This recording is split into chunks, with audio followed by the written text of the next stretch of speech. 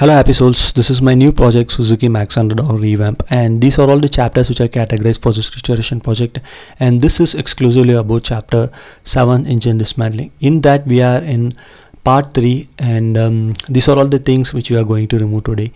And let's begin with draining the engine oil first.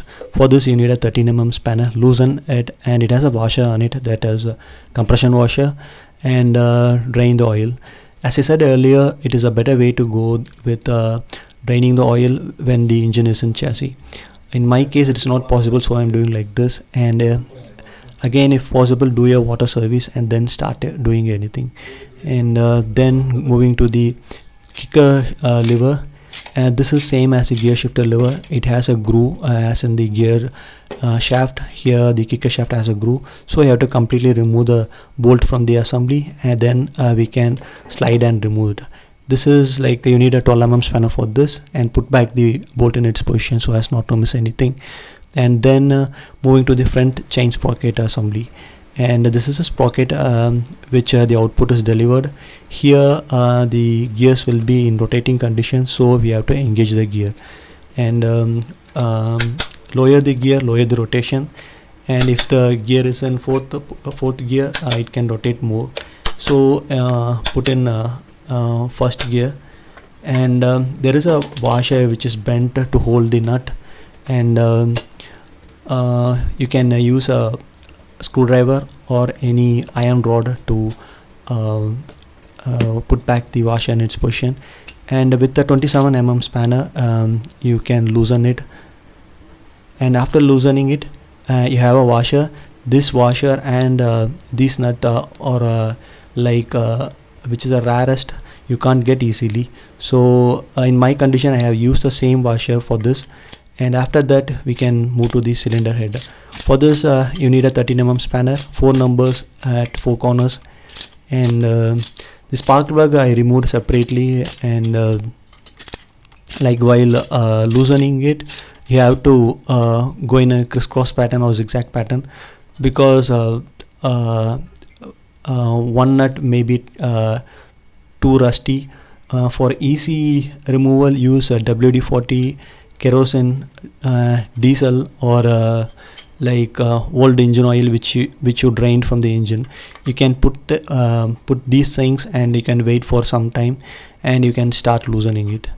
And this is you have a nut, a split washer, and a washer, I think, and take everything and keep it in a position. And these are like aluminum fins parts, and which may break easily, so handle it carefully. If the fins get damaged, the cooling will affect. And this is the part inside. And now going to the carburetor unit. Here you need a screwdriver to unmount these things, and it has a clamp. You can remove that one also, but in my case I'm going to give this for the painting, so I'm taking off that plastic item which is acting in between the carburetor and the cylinder head. And this one this is the other screw. The flange type structure, it is maintained at both the sides. And after removing this, you can remove when it is in the chassis unit also, but I have completely removed the engine and the carburetor unit in a set, so I have done like this. And for not missing anything, I am putting back the screws in its position, and we can come to the cylinder main part. And this is the oil pump tube which feeds inside the engine system. And this is a carburetor unit side. It has a 10 mm nut at either sides. One is easily accessible with a socket, and another one you have to use a spanner or rings, because the flange of the carburetor unit is there, so spanner access is little tight in this place. And after loosening it, we can go to the cylinder block.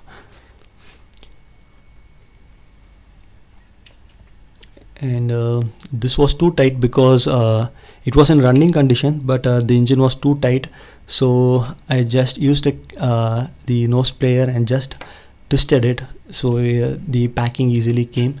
And after that, removing the piston itself is a big task. I removed the metal gasket which was at the top of the cylinder head, and I used a wooden mallet to bring back the piston to the reciprocating motion. And this is a part, you can see the inner thing, like how it is. At the bottom some of the parts were scratched, and at the top it seems okay, and the same was in the piston also. More the scratches were at the bottom only, and carbon deposit was too high. And then we removed the piston circlips, however we are going to change the piston assembly with a new one. So in that package, piston circlips and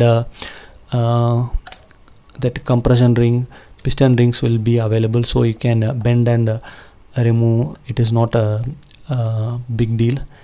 And any one side is enough, but here the carbon deposit is too high, everything was struck, so even after removing I can't pull the piston circlips. And this sleeve, it was stuck inside, so I used a rod, or you can use any screwdriver, and you can hit around the corners, so it will pop out at the other end easily. The main concept is you have to choose a rod which is lesser in diameter than the that piston pin, and start using a wooden mallet, because it won't damage any parts. In this case I'm going to restore everything, so you can use hotly. But if you're replacing with a new piston at the top alone, or you're working with the top alone, you have to use a wooden mallet, that is advisable. And this is a thing which was holding the piston. It acts as a connecting membrane between the connecting rod and the piston. This is the piston pin which we removed, and you can see the carbon deposit in the piston. And then this is the connecting rod. Inside it has a connecting rod bearing between the piston pin and the connecting rod, and there is a little shake. However, we are going to recondition everything. We are going to work all the parts and bringing back to its original condition. And this is the bearing which is packed between the piston pin and the connecting rod. And this is a neutral light indicator. When we shift the gear, this links the connection and blinks the light. And there is a small clip for conductivity, and other than that it has 3 screws. Loosen the 3 screws, and this has a packing, so don't miss anything, like a pack here while assembling the engine.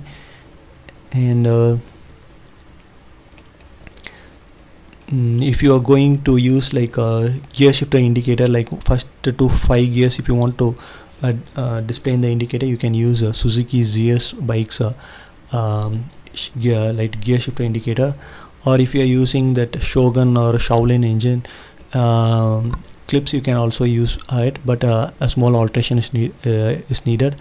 And then moving to the oil pump unit, and inside it is the oil pump unit, and for this a single screw is enough. The other screws are holded by the outer casing of the engine LH side. And this is a screw which is also small in size when compared to the other one. And this is the thing which we have forgot to remove at the beginning itself, because we just cut the cable at the beginning, that is the link of the cable. And this is a pump which is connected to the oil tank, that is petrol oil tank.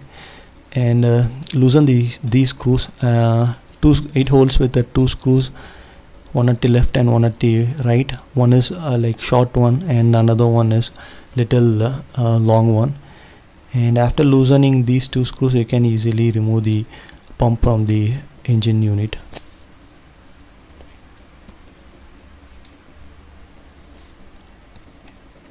Shake a little, and inside you can find a fiber part, like a plastic part. Actually it is like made of nylon, I think. This is the operation which makes the oil to pump. The flow of oil is controlled with this leverage. This is coupled to the accelerator cable. Actually, like single line is splitted into two, one for the carburetor unit throttle, and second one to the oil pump. This is how it operates, and we can put back in its place, and we can take off the like this is the packing, and this is the mechanism, the nylon thing. Use a screwdriver and you can take it. Okay, then moving to this, this is the indicator line. This it is not necessary to remove, but I am removing it, and it has a washer, and this is like a system which locks there. You can see a cutout there. And then finally this is where the oil pump cable goes, and for this at the top it is with 8 mm spanner, and for adjusting it is with 12 mm spanner. See you next video.